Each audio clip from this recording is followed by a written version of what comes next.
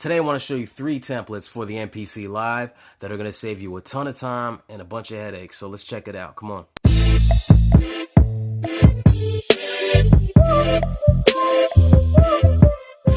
So I bought the MPC Live for a couple of reasons. Number one is so that I can get away from the distractions of a computer. And number two, I have in the MPC Live, a very portable, powerful music production center. So I could take it anywhere, and being that life is so busy, we need to take advantage of time as much as possible and not waste time when we can. So the nature of a template would be, by design, created for the same reason, and that would be to save us some time. It does this by eliminating the necessity for us to recreate the same steps over and over again in our process when we're creating beats. Dealing with the MPC Live, we're gonna create 3 files. Number 1 will be a drum program. Number 2 would be a sequence or multiple sequences. And 3 will be dealing with the project file. So let's go ahead and start with the drum program. All right, starting off with your drum program. A few things to consider when creating your drum program template.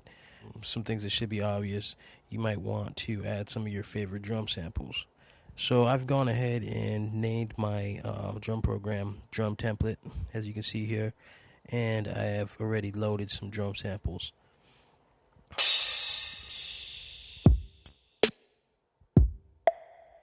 Moving on, we're going to press menu here and go into program edit. If you look at the bottom of your screen, you'll see different tabs which will lead you into different screens, which will allow you to affect different parameters. Alright, so starting off here on the samples tab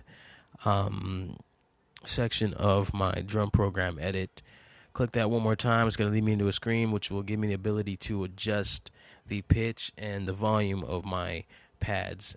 Being that I'm using the MPC Live as a standalone unit without a computer, I'm going to be doing my mixing in here. I'm going to create my beats in here and then mix completely in here. So I'm going to also do some pre-mixing, which will leave some of the work out in the end. And I can also get a general idea of what my sound is going to sound like by adjusting some of these parameters. And these parameters will be volume level, panning, filters. I may throw some EQ in there and some effects. So these are some of the basic things, because I have a general idea of how these things sit well relative to each other. So starting off, I have a crash here. I'm going to adjust the level of that a little bit. And that's just about it for that. That's usually where my crashes are from beat to beat. This helps me out so I can save time. Throw a ride here. I'm turning that down. But also another thing that I'm going to do here, that I'll do with a few other of my percussion pads, is I'm going to actually put in the same ride sample. I'm doing this because it's going to give some dynamic sound to my performance. Some of the other things that you need to adjust for this to work is you're going to go into LFO modulation, and you're going to see up here where it says layer. It needs to be on cycle. Okay, it's by default on velocity there in the middle. So let's click to cycle, and then moving back into samples, click that twice. We have a ride on 2 layers, but now it's set to cycle. So if we adjust slightly the level and the pitch of each one of these, so they're slightly different.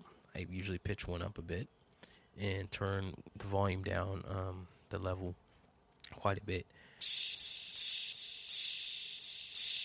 You're gonna hear the sound of it cycle through and sound a bit different and give you a more natural feel. So this is something that I do for some of my percussion sounds and definitely my hi-hat there as well. So I'm gonna go ahead, bring that in, turn down the volume on one of them significantly, and raise the pitch up a bit.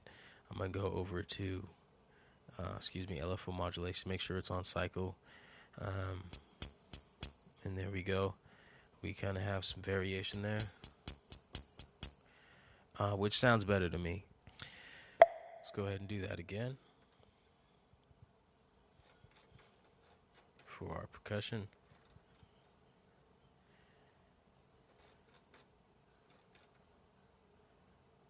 LFO modulation, switch that over to cycle.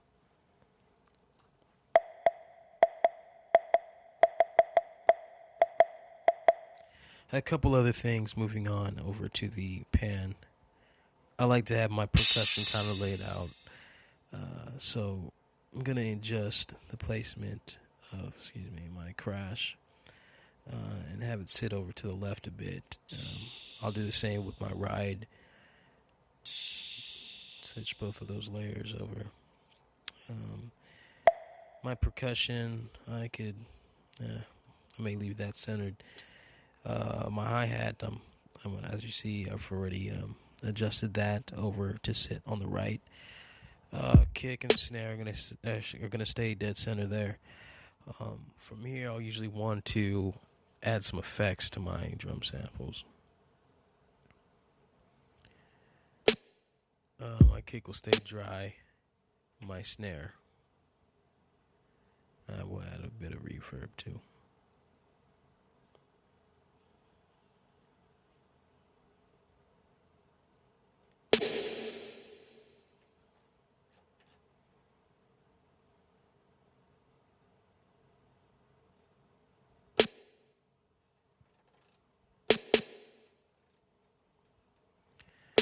So I add a little reverb there, so I have that ready in my template, and I can adjust the parameters of that reverb according to whatever the needs of that sample within that beat may need.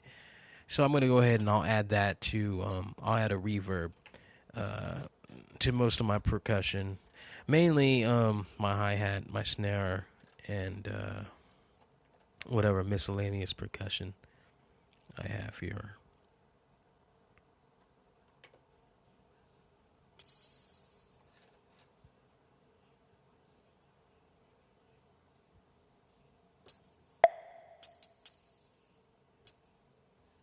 Okay. Okay, so I've loaded up some sample chops.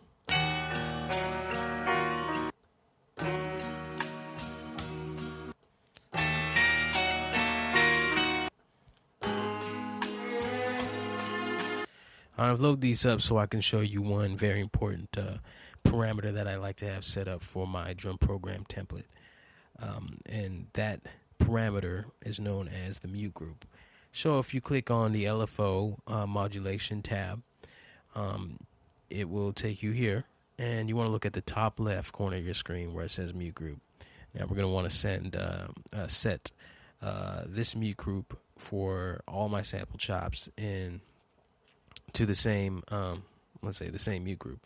So we're going to set this to 1 and continue to do so for each sample chop.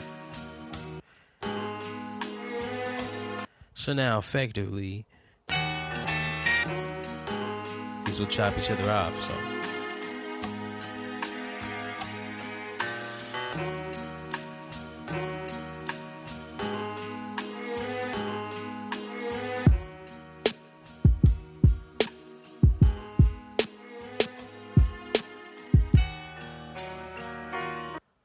So it's a very nice thing to have going, and something that I use very often.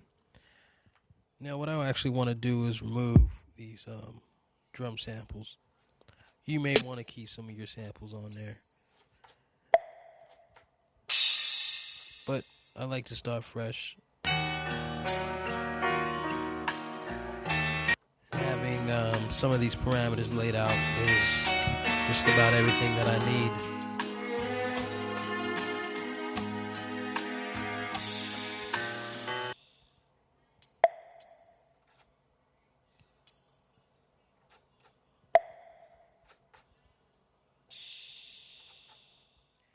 All right, dealing with sequences now. What I like to do is create a sequence for every section of my beat. So, for example, I'll create a sequence that is my intro.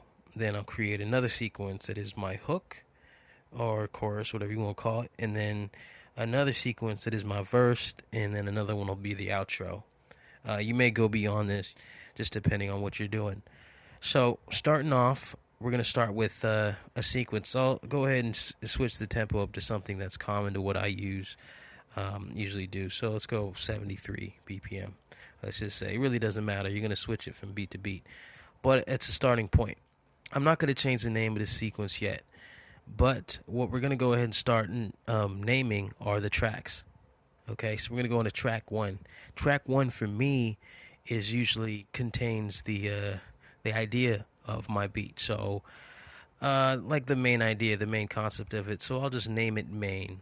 In this I may use a sample, so I might title it main sample if I'm dealing with vinyl or if I'm creating an original piece. So let's just go with that.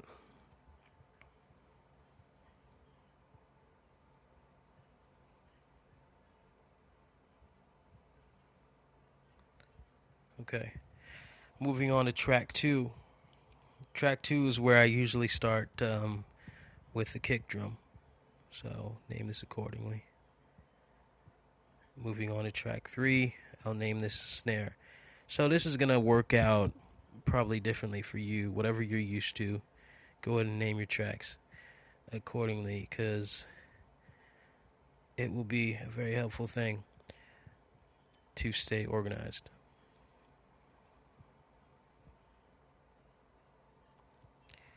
On track four, usually for me, I'll put a hi-hats.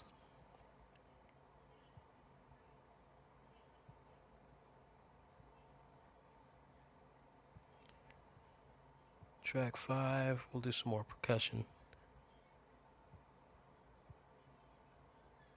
Let's name it perk. Track six, I usually lay my bass line down on it.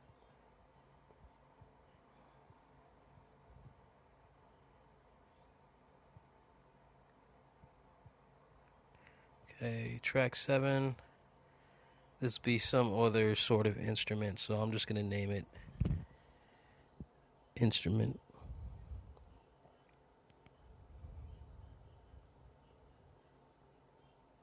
Let's go instrument one. And then the next one will be another instrument, so I'll name it instrument.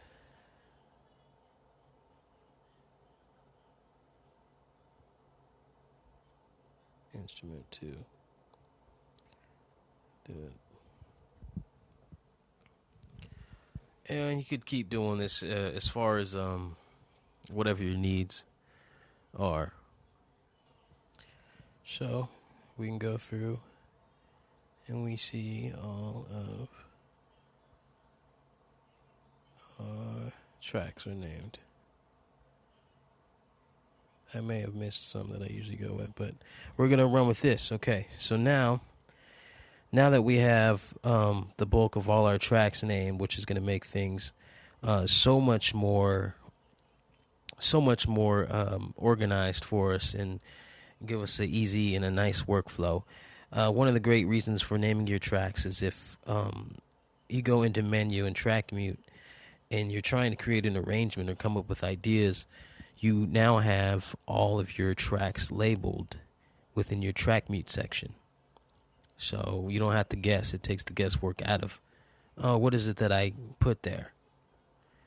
Gives you the ability to mute and unmute tracks and know exactly which ones they are. So that's handy. All right, moving on. So now we have this basic template for a sequence.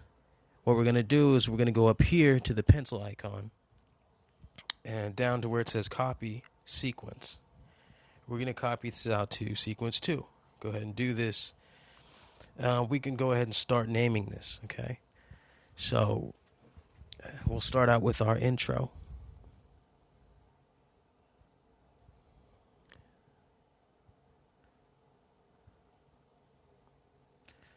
So we have our original here. We've copied it out. Now it's intro, and we're going to go ahead and copy this intro again. Excuse me. Yeah, we're going to copy this sequence again. And to sequence 3, do it. And we're going to rename that to our hook. Hook, chorus, whatever you want to call it. Let's go. Okay. And continue in the same process again. Copy again to sequence 4, do it, rename, this will be our verse. Good. And once more for my outro.